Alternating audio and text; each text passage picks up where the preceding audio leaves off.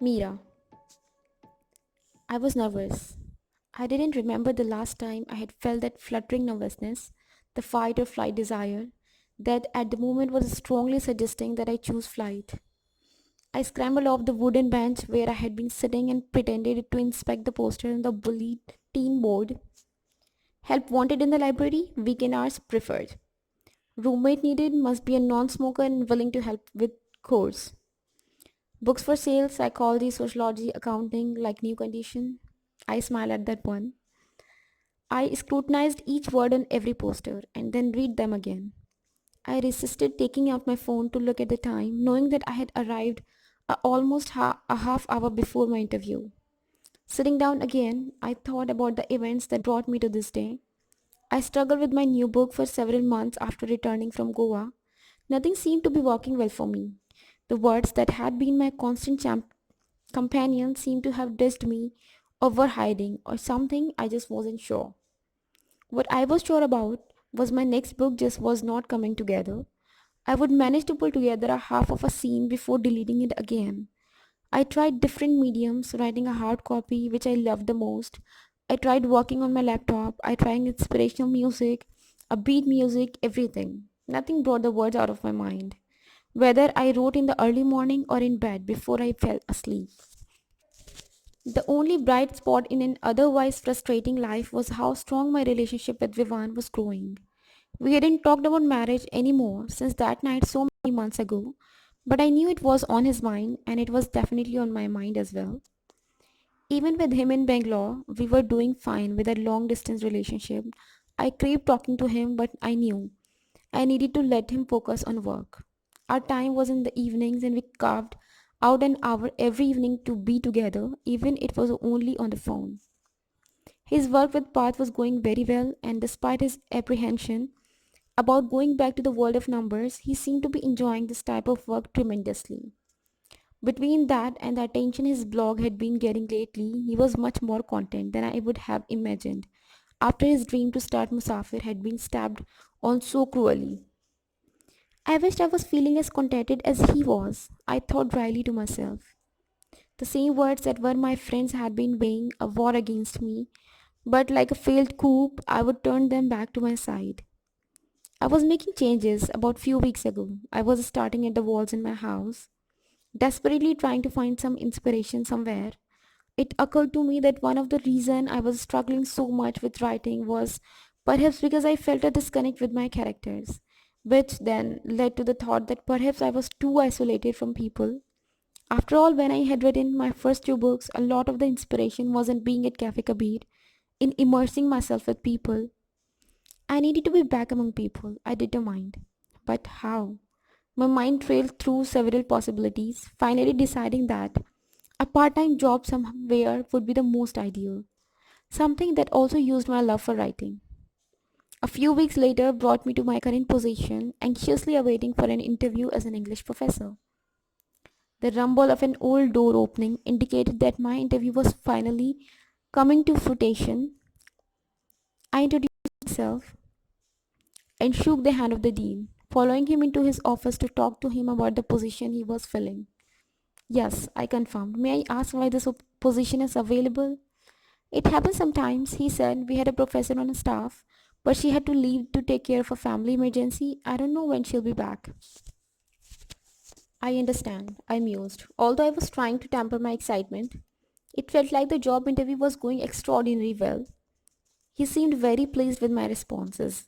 The dean nodded so emphatically that his shaggy grey hair shook a bit with the movement. I need to be honest with you, Meera. I do have some reservations about why you are interested in the position. After all, you are an author, not a teacher. I grinned. I find inspiration in stories amid people. So I'm here. He gave me a little smile and tented his fingers, putting his elbows on his desk. Well, that is interesting. And while it may seem like I'm not qualified, I'd say you are overqualified, he said. I shrugged modestly. I simply feel that I have a lot to offer your students with my experience and background. You do make a good point. He nodded and my heart leaped, suspecting that I would be offered the job very soon. We spoke for another 20 minutes and then it happened. The job was mine. I could have hugged him I was so happy, but I was even more thrilled when he slid open a desk drawer and took out a well loved copy of my first novel. I told my wife that I would be meeting you today, he said with a blush. It would make her entire year if you would be so kind as to autograph it for her. That next week was a blur as I scrambled to acquaint myself better with the university system as a whole and transition into the exciting new career move. It might be temporary, but who knew? It certainly seemed like the perfect complement to my writing.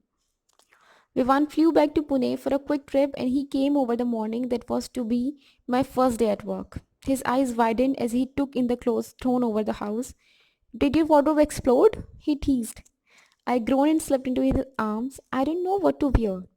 I moaned. Nothing seems right. Should I go traditional or not? He pulled back and examined my outfit, taking in my turquoise and gold sari. I think you look perfect, he said, endearingly. You're biased. I retorted accusingly before I softened. But thank you. He started picking up an armful of discarded clothes and I disappeared. Reimagining moments later in a teal outfit, Vivan grinned at me. I don't dare tell you that looks nice too, or you'll go change again, won't you? I rolled my eyes, but he knew he was probably right. Although I was running out of clothes, I started to scurry back around, but Vivan caught my arm before I could flee again. I have a present for you, he said and held out a small wrapped box. Slipping the lid of the box off, I saw a beautiful pen with my name etched on it. It was a match to the pen I had bought Vivan the day he launched Musafir. Tears stung my eyes as I lifted the pen out of his box, touched by his thoughtfulness. I can't believe you found the exact same pen. I breathed, loving the weight in my hand. It took some time, but I wanted you to have the twin to mine. You and I fit so perfectly together, he said, his eyes taking on a faraway look before they refocused on mine. Now pack it up, you don't want to be late for your big day. I was nowhere near being late for class, but I was happy to arrive early. Relieved that the classroom was empty, flipping on the lights, I sat at the desk and sorted through my notes once again. As the dean of students predicted, my class filled up quickly and I was anxious to meet everyone, hoping I would not disappoint them. About 15 minutes before class started, they started drifting in. Looking at me curiously, I pushed myself out of my chair and walked around to the other side of the table, taking a casual pose against the desk in hopes to seem more approachable. I started talking with the students, nothing with pleasure how many eager faces were looking at me. I am Meera. I introduced myself nervously. I'm an author turned professor. I and while I don't have the typical background most of your other professors do, I think my experience as a writer will lend a beneficial perspective to you. A hand shot up from the back of the class and I nodded to the girl, communicating that she could speak. I love your books. She gushed. I was so excited when I heard you would be teaching her here. A tingle of happiness ran through my body, and I gave her a huge grin, which grew even wider as other students murmured similar statements. I didn't just have a full class of eager students, I had a group of faithful readers and fans of my work. How did you decide to start writing? One student asked, leaning forward on her desk. I smiled. I had always wanted to be a writer, but I really didn't know where to begin. I used to go to this cafe a lot, and one night that cafe hosted an author who kindled my interest even further. I knew that in order to become a writer, it was as simple as just starting to write about anything. But you didn't just choose to write about anything, someone responded, leading me into my next statements. No, I developed some friendships with people in the cafe, and as we got to know each other a little better, I realized that they all had fascinating stories of overcoming challenges to achieve their dreams. I was inspired by their history and was driven to capture them in my first book. So it's that simple. For me, in that instance, it was, but writing, just like any other career, is something you have to work at. Ideas come and go, and what seems like a great storyline sometimes just doesn't come to life on a piece of paper the way you expect it to. Just like a child, you can guide it and nurture it, but it will have its own personality and behavior, influenced by you definitely, but it is its own entity. You make it sound like a story is a living thing. In a way, I said thoughtfully, it is. You might sit down and start writing with the thought of going in one direction, but sometimes it is as if your own grows legs and runs off down an entirely different path. In the end, as long as you put your heart and soul into it, it doesn't matter how much the final version changed from your outline. When is your favorite time to write? I loved. Just about any time. I love it as my day job, but there is something about writing at night too. The nighttime minutes travel a different path than those in the day. Do you ever have a hard time describing people? I hear that sometimes that is the hardest part of the writing. Think of it this way, I suggested. Are we actually people? Or are we the personification of moments? Perhaps if you look at something a different way, you will be able to pull the words together better. Books are so magnificent that the words leave whispers in our minds. Long after the end of the story, there are those poems or stories that are so astounding that even after you finish them, you put them in your bag. Not to read again anytime soon, but just to keep them close to you. I heard a titter of laughter, but I also saw a lot of students nodding. Another student raised her hand tentatively. Do you ever struggle to write? I gave an exaggerated groan and a ripple of laughter went through the classroom. I'm struggling right now. I admitted. It is a partly why I'm here right now. I felt the need to reconnect with people, kind of like recharging my batteries. But don't spend your energy on complaining that you haven't reached a goal. Spend it on moving forward to make it happen. How? Someone asked. Reach for the fruit on the branches. Don't wait for gravity to hand it to you. Dreams are only realized when you fight to grab hold of them. Giving the power to fear is taking power from confidence. Wow, I heard someone breath.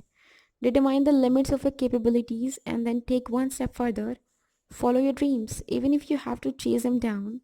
It's far better than writing for them to come back together. Think about the most basic question.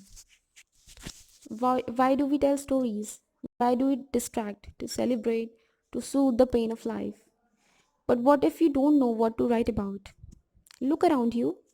Amazing things happen every single day. They can happen with trumpeting, fanfare, or silently in a whispered prayer.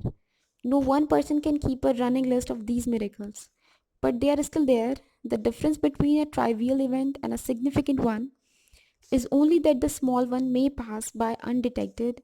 Find it, write about it, you can grasp onto something and hold it tight, or let it trickle away. You are so successful, a girl commented, but you are in a minority. What about the others who have tried to become writers and failed?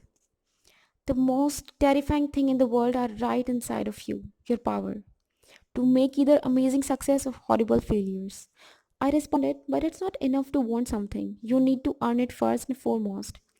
And don't look to what other people are doing. When you stand with crowd, you hide from success. I looked around, loving the crackle of inspiration washing over their faces, which leads me to my next subject. I continued, tell me your stories. Why are you in this class? What brought you to this very moment sitting in front of me? I was exhausted at the end of the class, but thrilled at how well everything turned out. The students were attentive and wildly supportive. I hope that, like Arjun inspired me to write, I would be able to extend his gift to my students. I left them with one last thought: don't regret anything when your day ends, but use it to inspire greater things the next day. I didn't have to wait long to learn that I already had. One student approached me when I left the class. I can't tell you how amazing it is that you are our professor, he said, fumbling with his books. Your books are an inspiration, and I know that they have changed many people's lives. I have always wanted to be a writer myself, but like you, I didn't know how to start. And now, I'm completely inspired after this class. I can't wait to go back to my dorm right now and start writing.